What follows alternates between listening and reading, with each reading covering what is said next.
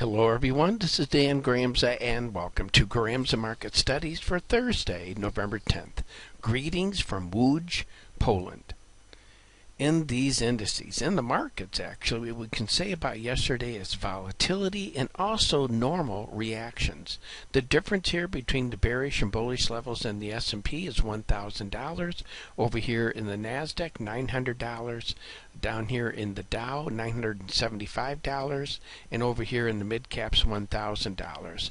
What do we look for today? I do look for follow-through to the upside, but not a dramatic move. Oftentimes after the presidential election, the next day, the market has a tendency to go down.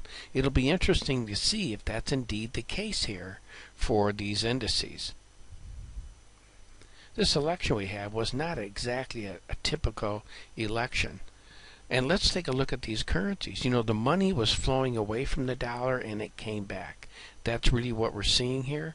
The difference in the bullish and bearish level there in the euro is 250. What else do I need to tell you there? 250 over here in the Japanese yen, that magnitude change, $812.50. The Aussie dollar, this magnitude change here is $1,950. And over in the Canadian dollar, the magnitude change here in that market is $200 a contract. So I'm looking for continued downward pressure on these currencies.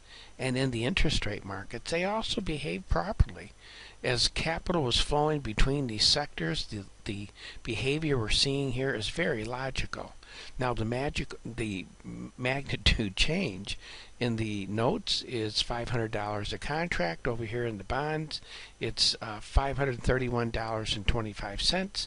I do look for continued downward pressure, but again, not a big move, a relatively quiet day for the interest rate markets. In the metals markets, gold, again, had an excuse, uncertainty, but as the market calmed down with the Trump election, we can see the market backing off. So what we're looking for in gold is a sideways move. I don't look for any movement up or down in any dramatic fashion. Copper traded below its bearish level, and the magnitude change between the bullish and bearish level here, these two levels, is $5,250. I do look for further movement to the upside in copper, but right now I think we need to stop and take a breath in that market.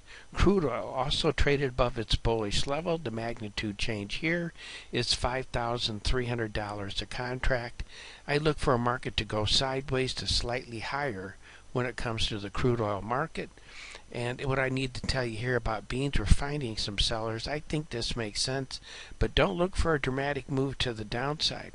A little downward pressure, but I'm looking for buyers to kind of hold that back from that selling pressure that we're seeing. Well, that concludes today's market studies. Thank you for being with me. I'm looking forward to being with you again. And as always, take care.